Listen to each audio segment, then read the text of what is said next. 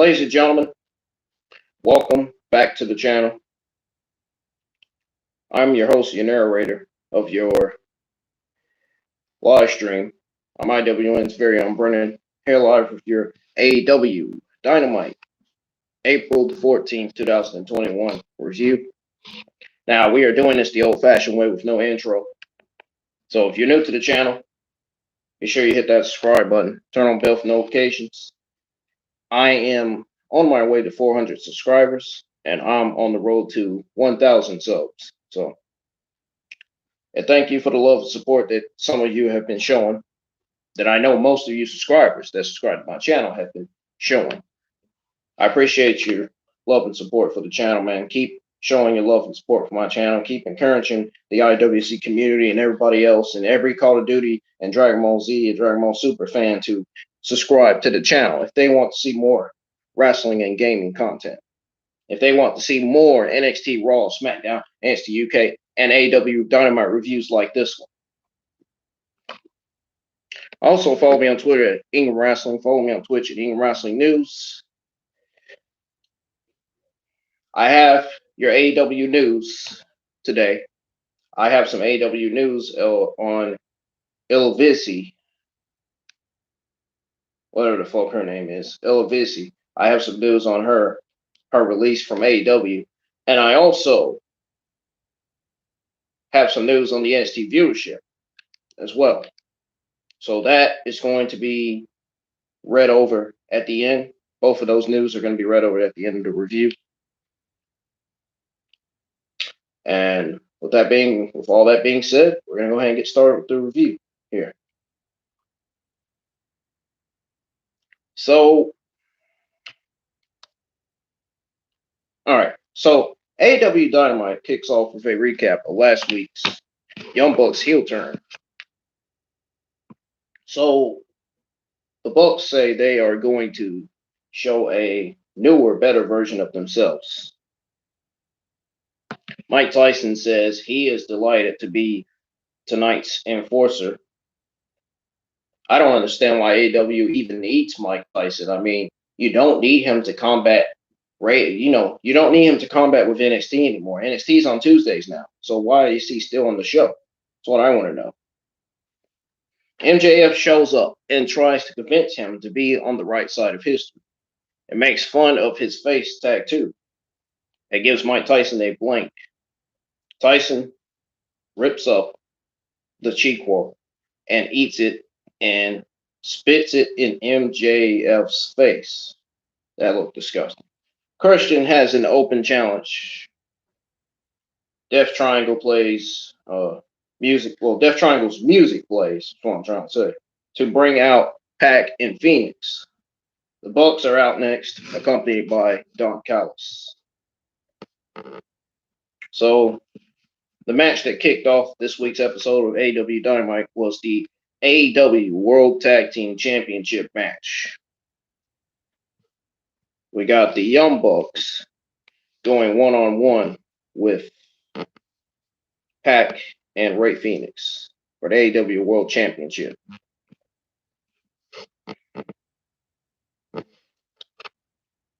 So Pac and Matt start. They lock up. Matt driven into the ropes. Pac with wrist lock. Both men eventually matched. They were evenly matched. Matt goes to the wrong corner to tag Fenix, and Nick tags in. Nick and Fenix also evenly matched. Quick action back and forth. Both men miss drop kicks. The entire tag division is watching from the stands. Matt tags in. Fenix hits a Hurricane Rana, diving headbutt. Pac runs in, suicide dive to the outside. Fenix with a suicide dive of his own. And then Fenix hits a hard chop to Matt. Body slam. Pac tags in. Quick tags back to Pac. Both men with super kicks to Matt. Fenix goes to the 1-2-3, or goes for 1-2. Basically the 2 count. Matt stops Fenix from doing old school. Knocks Pac off the apron. Nick with with a X Factor to Fenix. And then Nick shows off to the camera. So Matt tags in, double hip toss, double drop kick for a 2 count. Matt rakes the back of Fenix and tags in Nick. Fenix hits a double arm drag. And then we got a tag to Pac. Pac with a shotgun drop kick. Brainbuster to Matt for a 2 count. So then we got Matt driven into the corner. And then the opposite corner. Matt with strikes to the midsection to no effect. We got Pac with hard kicks to Matt. Nick pulls Pac up the ring. Matt drives into Pac on the outside. The Bucks hit both power bombs onto the apron in the ring. Nick drives Pac into the corner. Rising knee strike. And then Mac tags in, running back right to Pac. So then Matt hits a rear chin lock. And then Pac hits a forearm strikes to Matt. And then a Pele kick. Matt falls into his own corner. Nick tags in. Quick tag back to Matt. Matt with a senton.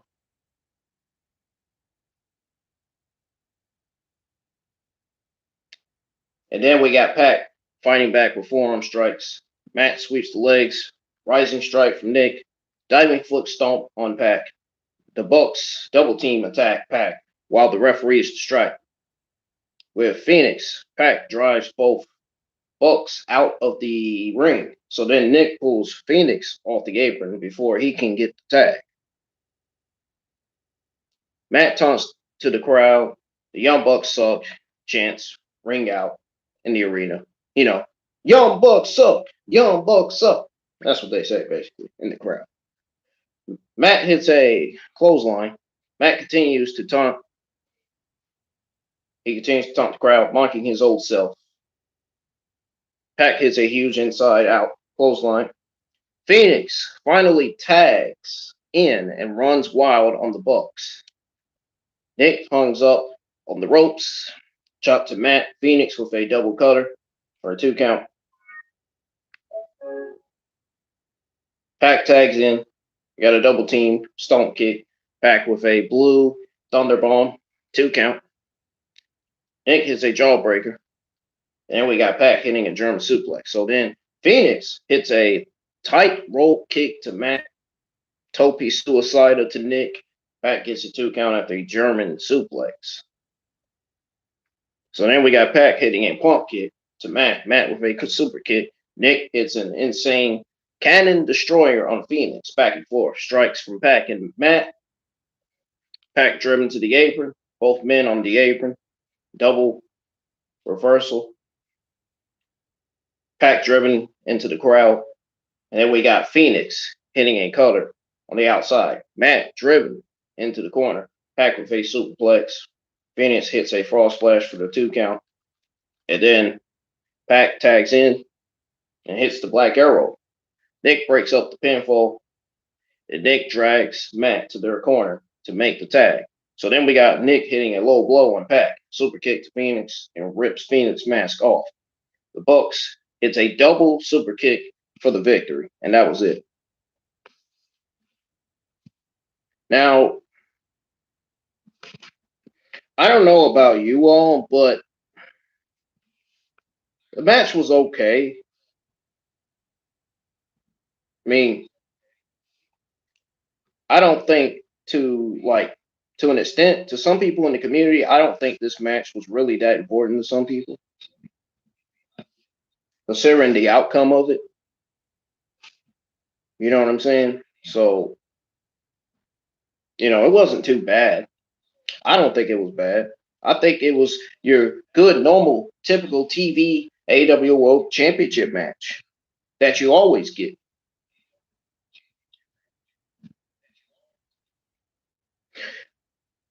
Pac and Ray Fenix did a great job in this match. These guys, they absolutely killed it.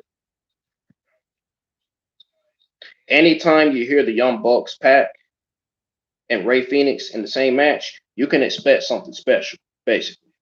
That's what I'm trying to say. So this was no different. The cocky, arrogant Bucks are just better than the undefined baby faces that floated into and out of twinner roles at, desired. So they seem to be relinquished in the opportunity to embrace their heel selves and be the unlikable bad guys they have not yet the opportunity to be silenced. The inception of AEW. Fenix was great, as was Pac, and the finish was a creative way to put over the new personas of the champions in a big title bout. Now, this was the perfect way to kick off the show and follow up last week's less than perfectly executed show closing angle. So that's all I got to say to that one. That's my thoughts on that AEW World Championship match. So the Bucks celebrate with Callis on the outside. Marvis is with the Dark Order and Heyman Page. Page goes to get egg rolls for everybody. Silver rehabs his shoulder with the help of the Dark Order. So we got a commercial break. Marvis is with the Inner Circle and Mike Tyson. Jericho says they have some sort of like what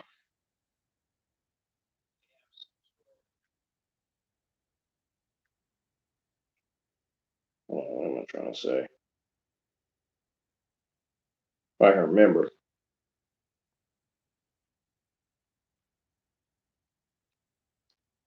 Jericho says they have changed their ways. That's what he said.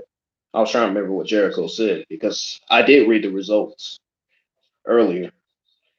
But Jericho says they have changed their ways. Jericho called the people he owed an apology to. So the first being Mike Tyson. Jericho says he expects the special treatment. Tyson says the best man will win. So he will take no sides. So they shake hands. Red Velvet made her entrance along with J Cargill. That match was next. So we have Red Velvet versus J Cargill. Velvet starts hot with strikes to Cargill. Jade hits a big pump kick in retaliation. Velvet hits a drop kick to Jade. Velvet hits a spinning back kick to Jade, drives Cargill out of the ring, and hits a top suicide. Velvet with a clubbing blow to the back, and then sends Jade to the barricade. So then, Jade had a fallaway slam. She hits a fallaway slam over the barricade into the crowd. Gee, bet the crowd was enjoying this match right at the start of the bell. Cargill poses in the ring, forearm strikes to Velvet, delayed suplex to Velvet. So we got Cargill continuing to dominate. Slingshot to Velvet. Velvet flips out of the suplex. Cargill hits a spinning power slam for a 2 count. So then Velvet takes the advantage with a spinning enziguri, a clothesline to Cargill, but she stays on her feet. Velvet hits a huge clothesline, finally gets her down. Facebuster from Velvet. Standing moonsault to Cargill. 2 count. Velvet misses a moonsault from the top rope. Cargill hits the Jaded for the win. And that was it. Now, here's my analyst thoughts on Red Velvet versus Cargill. Now, I'll admit, this was a really good, solidly booked match. But at the end of the day, Velvet was the emergent underdog, throwing everything she had at Cargill. But in the end, the uber athletic heel simply outlasted her and used her strength to put the babyface away.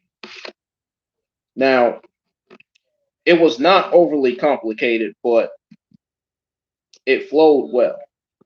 And the result was a better match than some may have expected. Now, kudos to whoever put it together with the performances because the match was exactly what it should have been. Where this leaves Velvet now, and if she continues to chase a win, over her rival remains to be seen. Tony Schiavone is backstage with Britt Baker. Baker goes through the ranking system. Baker says she should be elevated to number 2. She will be wrestling on Dark Evolution on Monday. We can finally get a role model as AEW Women's Champion. Anthony Gogo makes his entrance accompanied by The Factory. We got Anthony Gogo versus Cole Carter. I don't know who that is, but whatever. Walk up to start. Carter powered to the corner. Ogogo hits a big body shot to Carter. The referee calls for the bell. Okay, look, listen. This shit was complete garbage. I don't know why they didn't get Anthony Gogo a little bit of time. They should have gave him a little bit more time. We all in the community wanted to see more of Anthony Gogo in his in-ring debut. Really? A cheap shot and that's it? What kind of bullshit is this, Tony Khan? Really? Fuck out of here with this shit, bro. This wasn't exactly the most impressive debut. It wasn't. It wasn't. Now, I will say that Anthony Ogogo is physically impressive. However, the punch he delivered to warrant the referee stopping wasn't really necessary. It didn't look at all devastating, even if it was portrayed that way. No. More ring time, more opportunity to develop his in-ring presence, and a more polished work punch will go a long way in helping Ogogo develop. It's the way I think. Anyway. Man, that fucking in-ring debut was terrible. It was absolutely fucking terrible. This reminds me of Frankie Monet's debut on NXT. That's how fucking terrible Anthony Gogo's debut was. That match only lasted 1 second. Do y'all not know how embarrassing that was? That is really, really embarrassing. That is embarrassing to the crowd. That's embarrassing to the talent posing as crowd in the ring, in the ringside area. Oh man, I know that had to be embarrassing to Thunder Rosa and Tay Conti because they both have. Tay Conti has a mixed martial arts background, and Thunder Rosa has a mixed martial arts background too. And I know that's got to be embarrassing to the women with the mixed martial arts background. That's got to be fucking embarrassing. That debut was terrible. My goodness, man. Who the heck makes a debut and only punches somebody in the face and that's it? Or punches somebody in the gut, that's it? Come on, man. You cannot have your newest superstar debuting and only hitting a finisher and that's it. Do you not know how embarrassing you would look doing that? Does anybody not know that? I don't understand that, man. That was a terrible debut, man. It really was. So we had commercial break, video package from Moru. Rusev says he hasn't seen Kip since Arcade Archity, and he is moving on with or without him. Miru is known as Rusev. He was Rusev in WWE, so I'm still going to call him Rusev anyway.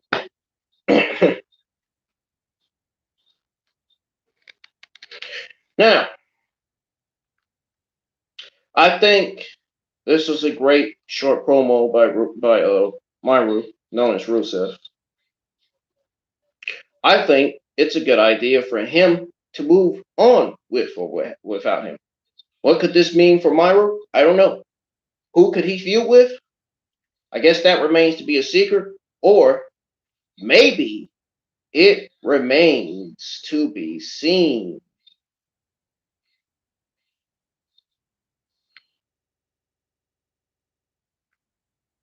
I think we could see Miru feuding with Lance Archer if they turn Lance Archer face. I think Miru feuding with Lance Archer would be great. Do you guys not know how great Miru versus Lance Archer would be? That would be a great match, in my opinion, I think. Powerhouse versus Powerhouse, man. Sort of like McIntyre versus Bobby Lashley. Get what I'm saying? Picture in picture. You get it?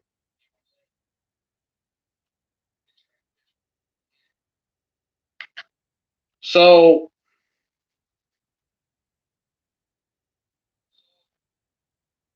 we had Thunder Rosa. We had a video package of Thunder Rosa.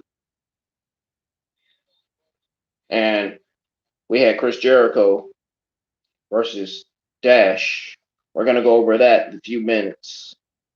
But this internet's going pretty slow on the screen. I don't know why it's doing that.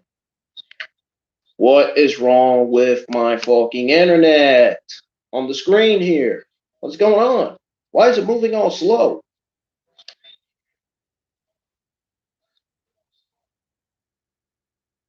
I'll tell you, man. It's got a lot to do with these hackers, man. These hackers have taken over people's phones, and hackers have taken over people's freaking laptops, computers, you name it. These fucking technicians or whoever, these people need to put a stop to these fucking hackers, man. They don't make no sense. They really don't. And then look at there. All of a sudden it freaking reloads. See this? See, this is why I don't like doing reviews. And when my screen's at like this, man, it's just goodness. Anyways, folks.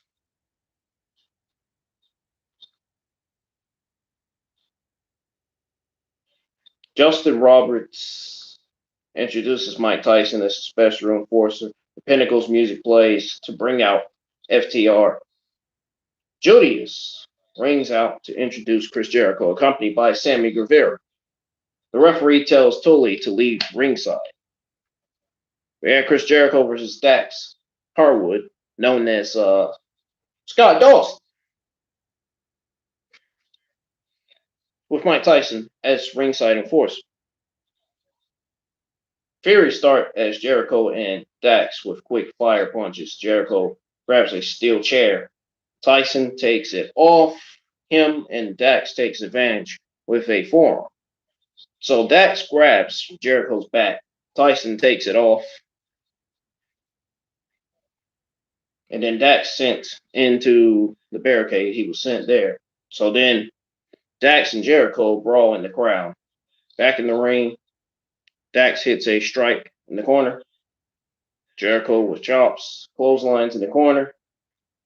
Dax hits strikes in the corner. Jericho with chops and clotheslines in the corner. Dax hits Jericho with a microphone behind the referee's back. Jericho hits a pin to the eye and a body slam on the outside. Jericho takes over the camera, gives Dax the finger. Dax sends Jericho into the corner post and throws Jericho into the barricade. Dax argues with Tyson. Dax hits a baseball slide and gets in the face of Tyson. Dax hits the knees to Jericho. Dax gouges all the face of Jericho. He gathers at the face of Jericho. Dax hits a chop. Jericho hits a headbutt. Then a diving crossbody for the 2 count. Dax hits a clothesline. Chops back and forth. Jericho gets the advantage. Jericho hits a shoulder block. And another. Jericho hits a double axe handle to Dax. Bulldog into a lion's hold on Dax for 2. Strikes back and forth. Jericho hits a big clothesline for a 2 count. Dax hits a springboard powerbomb for a 2 count. Dax misses a diving headbutt. Jericho goes from the lion to mirror and locks in. So once he hits the lion to mirror, he basically locks it in, man. When Cash hits Jericho, Dax gets a rollout for a 2 count. Sammy attacks Cash before Tyson can get there. So Jericho misses a Julius effect. Dax hits a brainbuster for a 2 count. And if you're wondering what this light is, this is actually my PS4 remote control. PS4 is still on. Jericho misses a Julius effect. Dax hits the brainbuster for a 2 count. Jericho hits a code breaker. The Pinnacle come out, the inner circle, follow and attack. A huge brawl on the stage, and then Cash hits the bat, or he's with the bat. Either he hits the bat or he's with the bat. Tyson stops him from attacking with a huge right hand. Jericho hits the Judas effect for the victory. And just like that, Jericho won. Honestly, this wasn't as great of a match as you would expect from two guys of Jericho and Harwood's abilities. But I will say, it was perfectly acceptable wrestling, though that will always be appreciated. But the finish was wild and chaotic. Something you would expect from a rivalry of this intensity, while Tyson's appearance paid off with one good shot to Wheeler. It did nothing to really advance the story, but did keep the program at the forefront of AEW programming ahead of the May 5th Blood and Guts match, which is all it needed to do. However, the promo from the Elite was fine for what it was, but if I'm Carl Anderson and Doc Gallows, I'm questioning Matt and Nick Johnson calling themselves the best tag team on the planet. The tease by Callis was nice and should give way to another major development sooner rather than later. The Inner Circle celebrates with Mike Tyson. Jericho gets a mic, says, right here, right now, Mike Tyson is a member of the Inner Circle. Marvis is backstage with Omega and the Elite. Gallus says, hit the bricks. Gallus says, just when you think you've seen it all, you haven't seen anything. When the Bucks joined the fold, it wasn't the end of the story. It was the beginning. Omega says they never changed. They just got sick of doing what they wanted them to do. Where they go, the gold will follow. Matt says they are the best tag team in the world. Callis says, be prepared to be surprised again. Callis hits a super kick on the cameraman. So, commercial break. We got a Thunder Rosa video package. Pretty woman. She wants AEW. She wants the AEW and NWA women's titles. Man, I don't know. Is it me or am I getting tired or sleepy tonight? Well, yes, it's clear on the video package that Thunder Rosa wants both the AEW and NWA women's titles. She would look good with both of those titles, man. She really would. Kris Statlander makes her way to the ring along with the best friends and Orange Cassidy. Great to see the best friends back together. Great to see Kris Statlander back in AEW. Amber Nova is already in the ring, and I'm guessing she's an upcomer. I'm guessing she's one of the newest members of the AEW women's roster. Because we have seen her on Dark this week, and now we're seeing her on AEW Dynamite all of a sudden. Wonder why. Is AEW signing her? Or are they not? That's my question. So, we got a welcome back chance from Statlander.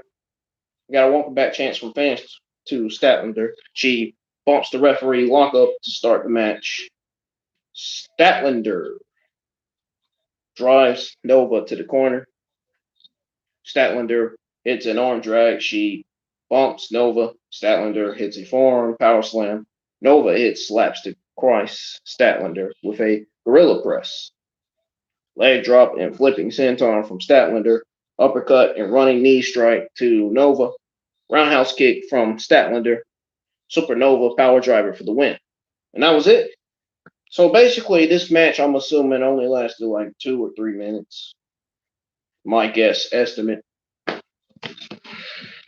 So this was all about reintroducing Statlander to the Squirrel Circle for the first time since her return a few weeks back.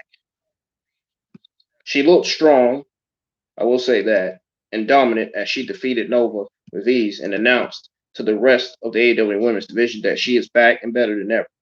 Escalibar pointing out that Statlander is the last woman to earn a pinfall victory over Hakura Shida was certainly no accident and may tip AEW's hand as far as the women's champion's next opponent. All things considered, that wasn't, that wouldn't be a bad thing by any means, especially as Shida looks for fresh new opponents after her dominant last year as champion. Now, Dasha is with Team Taz. Taz says they have been waiting a week from Christian to answer their offer. Starks says they shouldn't have to wait. Taz says both Starks and Cage should wait backstage while they get an answer from Christian Cage. Commercial break, Tony Schiavone is in the ring and brings out Christian Cage. Cage says it's a huge thrill to be interviewed by Tony. Team Taz interrupts, says he gave Christian a huge opportunity. Christian says Team Taz is a bit of a dumpster fire, makes fun of Taz's height. He came to AEW to win championships. His answer is no. Taz calls Christian a shithead. He calls Christian ungrateful and disrespectful. Powerhouse Hobbs steps into the ring with Christian. They brawl before Hobbs takes down a distracted Christian. Christian driven into the barricade twice. Hobbs presses Christian face first into the mat and slams his head into the steel steps. Team Taz leaves Christian lane. Video package for Tay Conti versus Shida. Commentary runs down next week's card. We got a commercial break. Matt Hardy is first out for the main event of AEW Dynamite. Darby Allin is out next. So we got the TNT Championship, which I think this TNT Championship, in my opinion, was one of the best matches on this week's episode of AEW Dynamite. Just how, based on the way it was produced and the way it was written by the AEW writers, just by how good the match was and how exciting this match was. Now, if it was an unsanctioned TNT Championship match, I think it'd be even better. I think it wouldn't be better than Kyle O'Reilly versus Adam Cole and their unsanctioned match back at Stand and Deliver. But, I think you all get what I'm trying to say here. So, Matt grabs a chair immediately. The match is anything goes. Matt misses a chair shot, then hits a chair into Darby's back after a springboard. Another chair shot to the back. Paige and Sky are watching from the stands. Matt continues to strike with the chair. Matt sits on the chair and taunts Darby. Big right hands to Darby. Welts on the back of Darby from the chair. The chair driven into the ribs of Darby. Right hand from Darby. Matt fights back with a hanging neck breaker for a 2 count. So Darby's face is driven into the chair. Leonard strikes to Darby's back with the chair. Darby retaliates with the chair, hitting Matt in the back. The Matt family office came down, attacking Darby. Dark Order ran down, coming to Darby's aid. Sting also comes down, takes down Mark Quinn. Sting hits a bat, attacking Private Party, driving them out of the ring. The brawl between Matt Hardy office and Dark Order continues in the stands. Matt gets a pin on Darby for a 1 count. Matt hits strikes on Darby on the ringside table. Darby fights back with the trash can. That's funny. Hilarious. Darby driving into the retaining wall. Darby whipped hard over the steel steps into the barricade. Matt hits a cover for a 2 count. Sky and Paige enter the ringside. Lance Archer stops them. Archer enters the ring with Sting. Archer hits a blackout to Isaiah Cassidy, showing off to Sting. Darby attacks Matt with a chair. Sting throws his bat to Darby. Matt hits a low blow. Matt puts Darby's head through a table and hits the twist of fate with a chair for a 2 count.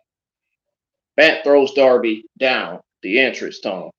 They brawl for backstage. Once they brawl backstage, Darby thrown into a monitor. Matt sets up a ladder, sets Darby on a table. Matt climbs the ladder. And we got leg drops through the table. Darby kicks out at 2. Back on the stage, Darby hits a low blow and grabs Sting's back and hits Matt in the midsection back with the bat. Darby destroys the broadcast position with the bat and sets Matt on the commentary table. Darby climbs a steel structure and hits the coffin drop through the table for the victory. And that was it. And Darby Allin wins this match. So Dynamite ends with Darby holding up the TNT Championship. Easily the best match on this week's episode of AEW Dynamite, man. Easily, man. As wild, chaotic arena brawls go, this was a hell of a lot of fun.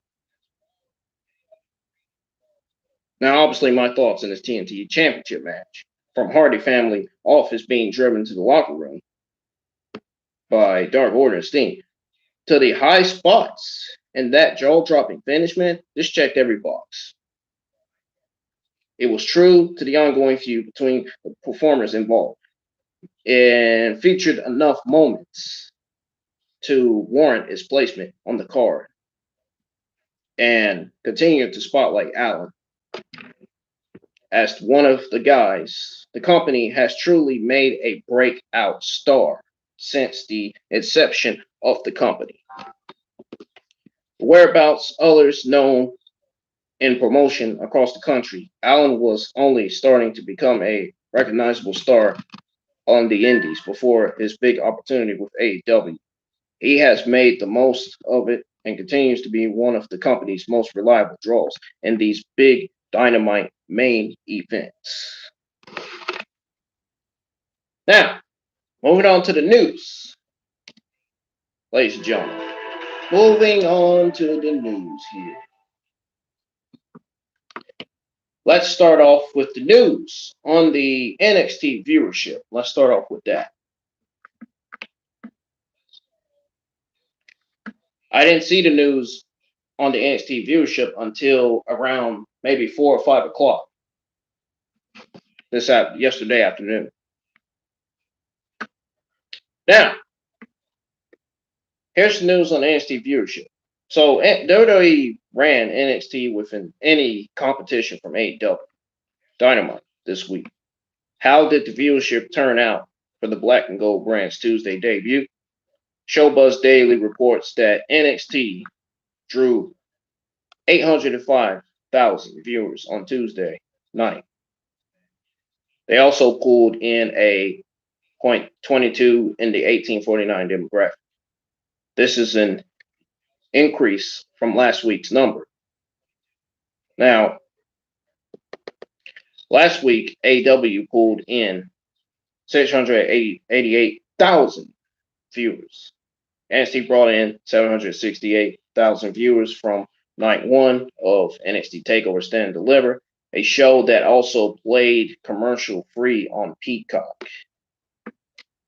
Man, I enjoyed. I got to tell you how much I enjoyed NXT TakeOver Stand and Deliver. That was both of those NXT TakeOver Stand and Deliver were easily one of the best takeovers that we were ever given. One of the best takeovers that NXT's ever produced. Put it that way. A show that also played commercial free on Peacock, AEW Dynamite still won in the coveted 1849 demographic. They scored a .28 to WWE NXT's .22. The week prior, so WWE NXT bring in 654,000 viewers and a .26 in 1849 demographic. WWE NXT saw 678,000 fans tune in the week before that, and they drew 691,000 before that. So that's your news on the NXT viewership. Now, Moving on to the news on Ivelisse. So, as you all know, Ivelisse is not expected back. That's DeMonte's tag team partner. Ivelisse is not expected back in AEW after fighting with Agent backstage. So here's the news on that before I get on out of here, folks. So AEW is home to many happy pro wrestlers, as we all know. But the disagreements are always possible when you're talking about this business. Now, one AEW star isn't expected back after having disagreements with agents backstage. It was previously reported that Ivelisse had heat with coaches in AEW. Now it looks like she won't be back. It should be noted that she claims to still be with the company. According to Fightful Select, Ivelisse hasn't been at recent tapings. It was also stated that the talent didn't expect her to return after having open disagreements with agents backstage. But from what I was told, Ivelisse was released from AEW. So, right decision by AEW. Great call by AEW releasing her from AEW. This was a great decision by Tony Storm. I think she absolutely deserves to get released because she has a temper. She has an attitude. She has anger problems. She needs help. She needs medical help. Something. She needs something, man. She really, really needs help. Now, what I am pissed off and not happy about is the fact that Thunder Rosa's name keeps getting thrown around. That's what I'm not happy about. Elevasa is always making excuses, saying that Tony Khan and, she's always making excuses, saying this, saying that, you know what I mean? Tony Khan, other people in the women's locker room, including Thunder Rosa, is getting tired of her attitude. It's unacceptable. It's unprofessional. And I think AEW made the right decision. They made the right call here. Now, obviously, the geeks in the community are going to have something to say about it. The Elevasa geeks, the Elevasi fans. She has fans. Oh, yeah, she does. I know the geeks are going to have something to say about my comment to the Real One's tweet over on Twitter. This is what I said. I saw the Real One's tweet on Elevasi, and this is what I had to say. I told him, I said, she needs to get Thunder Rosa's name out of her mouth. Thunder Rosa has nothing to do with Elevasa's AW release. Just throwing it out there. Just throwing it out there for the Elevasa geeks in the IWC community that I know are going to come at me over this comment on YouTube. That I know are going to come at me over this comment, over this fucking comment on the Real One's tweet over on Twitter. Obviously, everybody that's subscribed to my channel knows who the Real One is and have seen his YouTube channel. And if you haven't checked out his AEW review, please sure you go check out his AEW review. He did really good with his review. I forgot to freaking like his video and I forgot to comment on his stuff. So I'm going to do that right after I end this review. And speaking of review, folks, this is the end of your April the 14th, 2021 AEW review. And that's all the news I have, folks. So if you enjoyed this review, man, hit that like button. And if you didn't, hit the thumbs down. Folks, I'm getting out of here. Thank you for joining me. Thank you to those of you who got to join, who got to listen to me review AEW, who got to listen to me give you my thoughts on everything on the show. And I really appreciate the love and support y'all been showing for my channel. Keep on showing your love and support for me and my channel. I have a few announcements to make. Number one, my SmackDown watch along will be live this Friday night. And then my SmackDown review will be live after that. So, and then for Thursday, which is tomorrow, or actually today's Thursday. Yeah, today's Thursday. My bad. So today, my NXT UK review will be live this afternoon. So be sure you tune in for that, because that's going to be a good one. And I'm sure they're going to have some very, very good matches booked for NXT UK. I will actually keep you up to date with that. And also, I got a few England Wrestling News videos dropping this week. And I can tell you right now, it's not going to be news on Elevation's release, because we already talked about that. You'll find out, though. You might be surprised what I'm doing an England Wrestling News video on. That'll be this weekend, though. And then, between this Saturday and Sunday, I got a new gaming content coming to the channel this weekend. So this Saturday and Sunday, I will be streaming, for the very first time ever, I will be streaming WWE 2K Battlegrounds. Yes, I said it. WWE 2K Battlegrounds. I bought it about 2 or 3 days ago. I'm actually going to stream it. Y'all will get to see it for the first time. You get to see the graphics on it for the first time. Hopefully the stream doesn't go broken. It shouldn't, because it's always on quality 360. I'm using Wi-Fi when I'm streaming. I got to get my own Wi-Fi, which I will be getting soon. I mean, my own router, which I'll be getting very, very soon. I have Wi-Fi, just need my own router. And I also need my own laptop, too.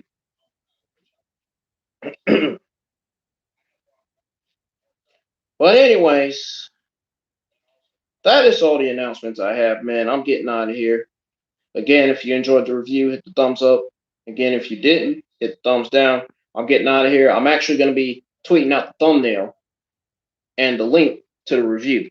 And I'm actually going to be tagging some of my Twitter followers, so they'll go over to my review and give it a like and comment. Peace. I'm out of here, folks. And I will see you live for my NXT UK review tomorrow. Have a nice day.